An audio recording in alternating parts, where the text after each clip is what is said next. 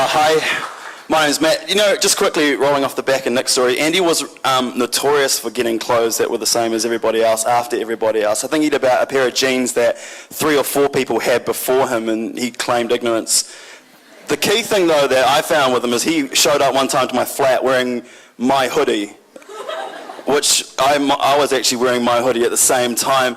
And he decided to justify that it was okay to wear the same hoodie as me at the same time by just taking the drawstring out of the hood. He didn't actually have a problem with it. I had a major problem with it. I don't even know why. It's ridiculous looking back. But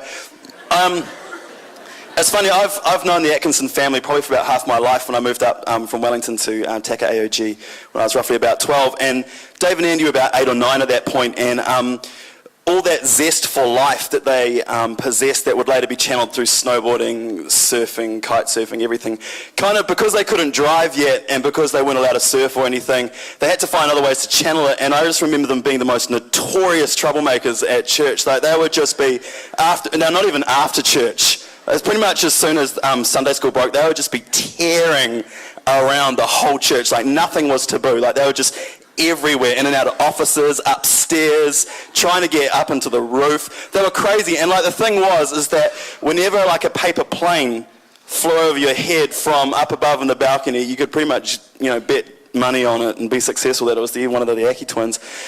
The other thing that they did a heck of a lot was cause financial strife for the Sunday school teachers, who kept having to replenish lollies from the hidden lolly cupboard, which Andy and Dave pretty much found and stormed on a weekly basis. I'm not even sure if they figured that one out. But the thing about, to be completely honest, I was kind of 12 and starting to get kind of grown up in the world, and I was hanging out with Evan, who's very mature and quiet and sensitive. And the Akys are pretty much right down the other end of the scale of that guy, and I actually couldn't work it out. But because Evan accepted them, I started to accept them, and man, am I glad I did, because my life would have been so much poorer if I hadn't.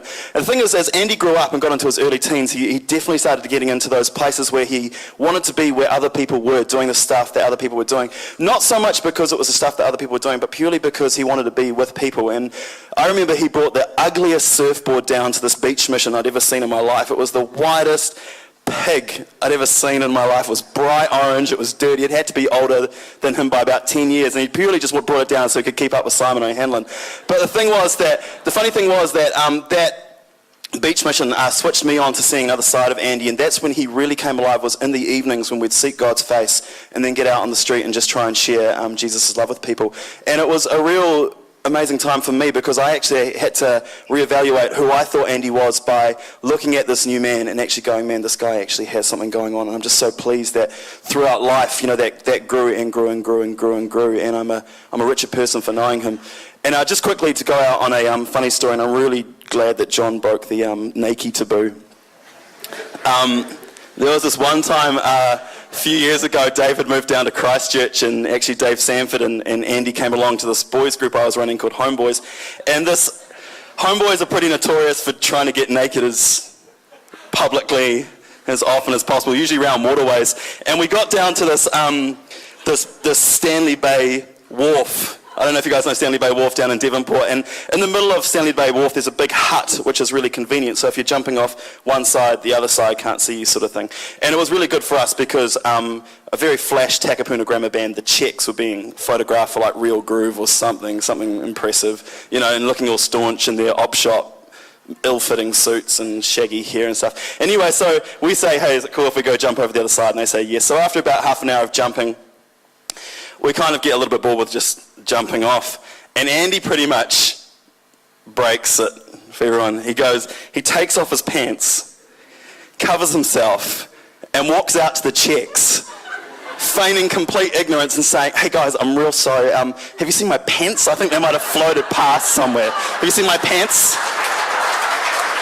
And basically, I think he was pretty much trying to get on camera because of being photographed, but this guy did the most ridiculous things. We were dying with laughter, but he'd go to the side where they were opposite and basically bend over, looking in the water to see if his pants were floating past. It was just stupid. And then later on, he got up on the roof and was waving his pants around his head proudly to the Czechs, and then was leaping off split leg. And the thing about him was he was just that zest, that passion to just throw himself into life and just suck out the marrow of life is something that I'm just going to hold on to, because in 22 years of his life, man, at 44, I want my life to mirror that, to be having sucked, the marrow out, to look back and hopefully achieve half the things that Andy did in his 22 years. So, man, I'm blessed to know Andy, and I'm blessed to know you guys, and I'm so thankful, and thank you for having us in your home and just always being accepting to just myriads of people you don't even know all the time. And I just think a lot of who Andy was came from that love that you guys had. So just bless you guys so much. Thank you so much.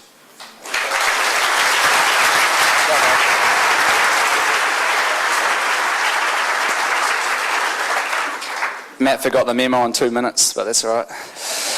Hey, sorry. No. Hey, I'm Dave. I got to know Andy pretty well last year when I lived in the Atkinson's house. That was me. Hi.